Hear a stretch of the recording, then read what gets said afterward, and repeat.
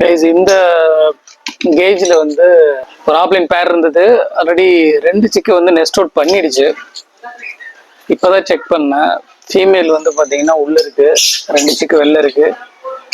மறுபடியும் எக்கு வைக்க ஆரம்பிச்சிருச்சு.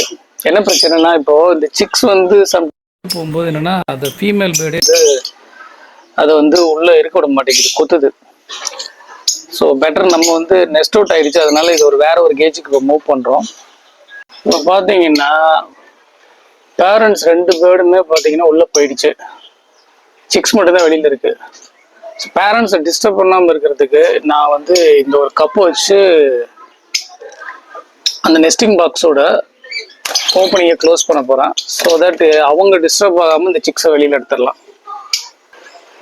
பார்த்தீங்கன்னா அந்த நெஸ்டிங் பாக்ஸோட ஓப்பனிங்கை க்ளோஸ் பண்ணியாச்சு. இதுக்கப்புறம் நம்ம சிக்ஸை ஈஸியாக வெளில எடுத்துடலாம். 1 by 1 எடுத்துடலாமா? ஸோ ஆல்ரெடி நம்மக்கிட்ட கேஜஸில் ஃப்ரீயாக இருக்குது. ஏன்னா இப்போ ரீசெண்டாக தான் ஒரு 10 சிக்ஸ் வெளியில் கொடுத்துட்டேன். ஸோ அதனால் கேஜ் ஃப்ரீயாக இருக்குது, இதில் போட்டுடலாம்.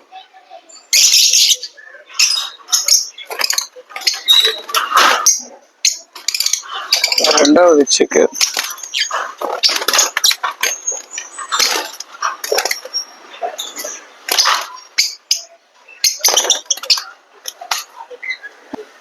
இதே மாதிரி வீடியோ பார்க்கணும்னா சப்ஸ்கிரைப் பட்டனை தட்டி விட்டுட்டு தொடர்ந்து ஃபாலோ பண்ணுங்க.